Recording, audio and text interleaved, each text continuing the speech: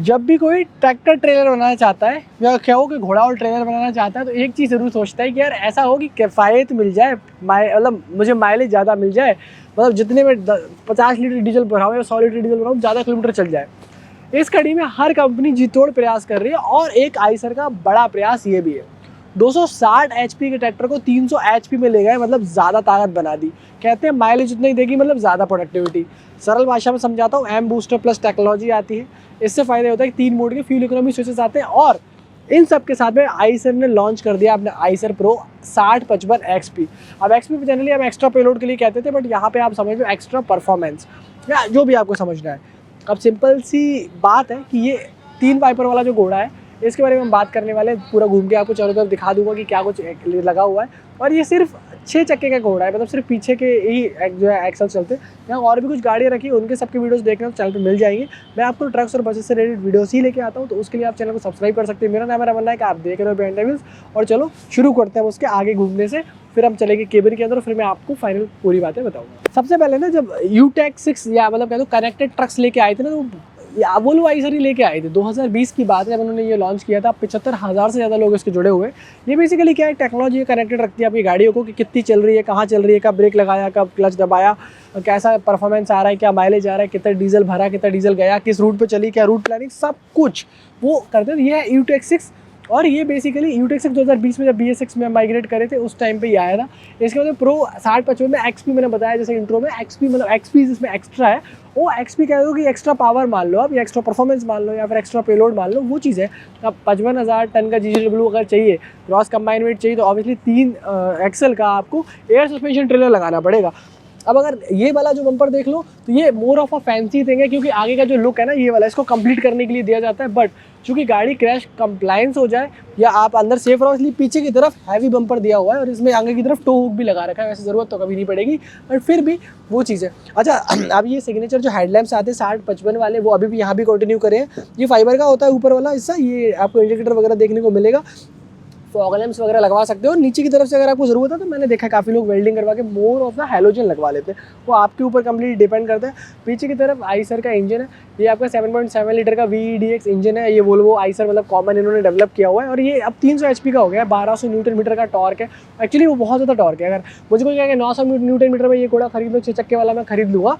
But बाद वाली बातें पहले कर लेते हैं। अगर आपको कुछ ऐसे एप्लीकेशंस में लेके जाना है जिसमें आपको पावर की बहुत ज़रूरत नहीं है, या आपको बहुत बड़ी गाड़ी नहीं चाहिए, बहुत ज़्यादा आपका पेलोड नहीं है, जैसे कि मान लो आपको ऑटोमोबाइल कैरियर बनाना है, या फिर आपको कोई ऐसी चीज़ लेके जानी है इसमें पेलोड बहुत ज़्यादा नहीं होता, बल्क बहुत ज़्यादा होता है, तो ये बढ़िया चीज़ है। अब 3 वाइपर यहाँ पे ना बहुत ही यूनिक होते हैं, मतलब ये 3 वाइपर वाला घोड़ा बहुत ही यूनिक है, कोई और मार्केट में नहीं दिखता। और आइसर ने थोड़ी सी विंडशील्ड को पीछे लेके गए एरोडायनेमिक बनाने के लिए, मतलब यहाँ से आप देखोगे फिर ये ऐसी चले जाती है, तो ये भी शिफ्ट हुआ है, ये यहाँ आ गया, साइड में आ गया, साइड व्यू मिरर्स वगैरह सारे आपको, रियर व्यू मिरर सारे देखने को मिलेंगे। ओवरऑल गाड़ी इंप्रूव हुई है, फिट फिनिश भी अगर आप देखोगे ना तो एक कमर्शियल व्हीकल के हिसाब से चीज़ें बढ़िया हुई है। और ये ऑब्वियसली नया कलर है, ये कलर भी नया इंट्रोड्यूस किया। पहले सफ़ेद रंग में हमने देखा था, कई बार पीले रंग में भी देखा था, जनरली सफ़ेद में मिलता था। ये आपको 300 लिखा हुआ है क्योंकि 300 HP हो गया ऑब्वियसली। ये वाला जो सिंबल है इनका वो नॉन स्टॉप सीरीज़ का है, कि ये सीरीज़ जो है इनकी नॉन स्टॉप सीरीज़ को बिलोंग करता है। आइसर का स्टिकर है एम बूस्टर प्लस, मैं समझा चुका हूँ। Multi mode fuel economy switches की बात चलती है, जिससे कि आप पावर को एडजस्ट कर सकते हो और माइलेज बढ़ा सकते हो। फुट स्टेप्स वगैरह मिलते हैं, आराम से केबिन में जा सकते हो। केबिन थोड़ा सा ऊंचा है क्योंकि जिसमें जो इंजन आप लगाते हो वो 7.7 लीटर का जो इंजन लगा हुआ है, 7700 सीसी का जो इंजन लगा हुआ है, उसके कारण थोड़ा सा ऊंचा जो हो जाता है। 6 सिलेंडर का है वो इंजन भी। आगे की तरफ 4 पैराबोलिक कमानियाँ आपको देखने को मिलती है। आपको टायर देखने को मिलेगा, ये आपका 1020 का जो है वो टायर है। अगर यहाँ देखोगे तो 12 और 12 वोल्ट की आपको बैटरी देखने को मिलती है। अब ये जो है वो बेसिकली 24 वोल्ट बनाती है और 150 एम्पियर आर के आसपास बनाती है। HEVC आता है इंडस्ट्री में, ये पहले लोग जो HEVC स्टैंडर्ड दे रहे हैं, मतलब हीटिंग और वेंटिलेशन स्टैंडर्ड दे रहे हैं। AC मतलब केबिन में आएगा ही आएगा, बिना AC के केबिन नहीं आएगा इनका। नीचे की तरफ एयर प्रेशर टैंक्स वगैरह बैटरी के नीचे, और यहाँ यूरिया टैंक लगा रखा है। अब ये लगभग 60 लीटर के आसपास का आपका यूरिया टैंक है, वो आपको देखने को मिलेगा। स्टेपनी वैसे तो यहाँ प्लेस है, पर जब आप लगवाओगे तो पूरी वो रिवर्स होकर वहाँ पे बोल्ट से टाइट हो जाती है। और अगर आपको 6x4 घोड़ा चाहिए तो उसमें आपको बोगी और बैल क्रैंक दोनों का ऑप्शन मिलता है, बट यहाँ पे आपको सिर्फ बैल क्रैंक का ही ऑप्शन मिलता है। अगर हम बात करें ये वाले टायर की तो ये आपको 1020 के टायर फिलहाल मिलते हैं, 295, 90 या 20 के व्हील्स हैं। बट आप चाहो तो 11-20 के टायर बड़े वाले ले सकते हो। कुछ लोगों की शौक रहती है या कुछ लोगों की ज़रूरत होती है, कुछ लोग उतनी हैवी ड्यूटी में चलाते हैं तो उनको लगता है कि इसलिए का फ्लीट वैसा ही होता है कि उनको लगता है यार 11-20 के एक्सचेंज हो जाए, तो आप वो चला सकते हो। ऑब्वियसली लाइट बहुत सुंदर लगती है, brake light, reflector, back light सब यहीं आती है। ऊपर इंडिकेटर है, नीचे की तरफ ब्रेक लाइट जलती है, ये बैक लाइट जलती है, यहाँ साइड में ब्रेक लाइट है, ये सारी चीज़ें आपको देखने को मिलेंगी। अच्छा, चैसी इसकी 7 mm मोटी है, कुछ हेल्पर प्लेट्स लगी हुई हैं, क्रॉस मेंबर्स वगैरह बढ़िया है, 5th व्हील कपलिंग है। ये 50 mm की है, बट अनफॉर्चुनेटली जोस्ट की नहीं है। हमें जोस्ट की देखने का पसंद है, हमने लग जाना सारी कंपनियां मोस्टली अभी तक जोस्ट में देखी, तो वो चीज़ है। अब नीचे ड्राइव ट्रेन की अगर हम बात करें तो डिफरेंशियल बड़ा है, बहुत बड़ा है एक्चुअली वो, तो आप अश्योर्ड रहो। ABS ब्रेक्स हैं और यहाँ पे आपको 350 लीटर का डीजल टैंक देखने को मिलेगा, which is like really nice. Polymer का है, यहाँ पे टेलीमेटिक्स वगैरह सब देखने को मिलेंगे, फ्यूल सेंसर्स वगैरह सारे लगे हैं। डीजल टैंक और पहिए के ठीक बीचों बीच आपको बड़ा सा ये ईट सिस्टम दिख जाएगा, एग्जॉस्ट आफ्टर ट्रीटमेंट सिस्टम, और यहाँ से आप इसको इनटेक कर सकते हो हवा को। अच्छी बात है, हालांकि यहाँ से होती है क्योंकि ये जगह डेड है, मतलब यहाँ पे कोई और चीज़ नहीं बनानी है आपको, तो वो जगह है। और ये देखो शॉकअप्स दिख रहे हैं आपको, ये 6 पॉइंट या 4 पॉइंट सस्पेंडेड केबिन है, आगे की तरफ 4 शॉकअप रहते हैं, तो छोटे छोटे शॉकअप्स रहते हैं आगे की तरफ। और ये आपको ये दिखेगा तो केबिन, बट आपको केबिन की हाइट बहुत ऊंची दिखेगी क्योंकि वो इंजन बड़ा है एक्चुअली वोल्वो का। तो और यहाँ पे आप देखोगे तो ये आपको बर्थ भी काफ़ी ऊपर लेके, जब सोते हो तो पता चलता है। हालांकि वेंटिलेशन वहाँ से पूरा आता है, पर बड़ी खिड़की में पर्दा नहीं डालोगे तो आपका केबिन गर्म बहुत हो जाता है, फिर आपको बिना AC चलाए मुश्किल होती है वो चीज़। तो मैंने खुद पर्सनली जब फील करी थी। चलो चलते हैं केबिन में और बताते हैं आपको कि केबिन में क्या कुछ आता है। और दोस्तों, जब आप आओगे 6055 XP के केबिन में तो आपको कुछ बहुत खास बदलाव नहीं लगेंगे, मतलब कुछ बहुत अनोखा अतरंगा नया नहीं कर दिया इन्होंने।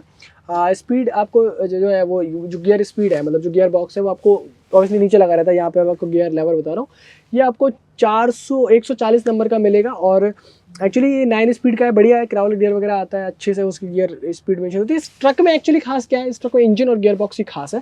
बाकी आपको स्टीयरिंग व्हील 2 स्पोक का मिलेगा, वाइपर के कंट्रोल, लाइट के कंट्रोल्स, और यहाँ पे मल्टी मोड फ्यूल इकोनॉमी जो एम्प बूस्टर प्लस टेक्नोलॉजी है ना, कि इको प्लस, इको पावर के मोड मिलते हैं जैसी जरूरत है। इको प्लस कब खाली गाड़ी जा रही है, इको कब लगाना है, नॉर्मल सा लोड है, घाट वगैरह है, बहुत पावर चाहिए तो क्या पावर मोड लगा दो उसमें, ऐसे करके आता है।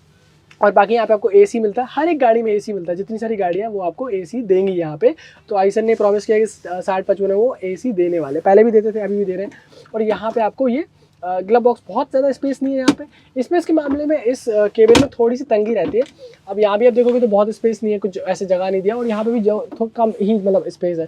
पीछे की जो बर्थ है वो बहुत ज़्यादा चौड़ी नहीं है, 15-16 इंच की आसपास चौड़ाई। और इसकी अगर हम नीचे भी डेप्थ की बात करें तो डेप्थ भी कुछ खास आपको ऐसे दिखेगी नहीं, मतलब मान लो मोटा मोटा कि 6 इंच के आसपास की इसकी डेप्थ है। अगर यहाँ देखने की कोशिश करेंगे तो ज़्यादा गहराई नहीं है उसके अंदर, मतलब ऐसा टूल पाने वगैरह तो आपके फिर भी आ जाएंगे एक बार, बाकी कुछ नहीं आएगा। सीट अच्छी कंफर्टेबल है, मतलब ये आपको ऐसे एर्गोनॉमिक दिखेगी, और मतलब सीट ठीक है, मतलब सीट बढ़िया है। जो चालक की पोजीशन है, ABC पैडल्स वो बढ़िया है। कंट्रोल्स में कुछ ऐसे खास कंट्रोल दे ही नहीं ज़्यादा, तो आपको कोई कंट्रोल में दिक्कत भी नहीं आएगी। तो ये सारी चीज़ें यहाँ पे आपको देखने को मिलेंगी, और ये आपको बढ़िया से कंट्रोल्स वगैरह AC के हैं, और कुछ ज़्यादा मतलब उलझाने वाली काम नहीं। म्यूजिक सिस्टम कंपनी देती नहीं, छोटे ट्रक्स में देती है, पर बड़े में क्यों नहीं देती भगवान जाने।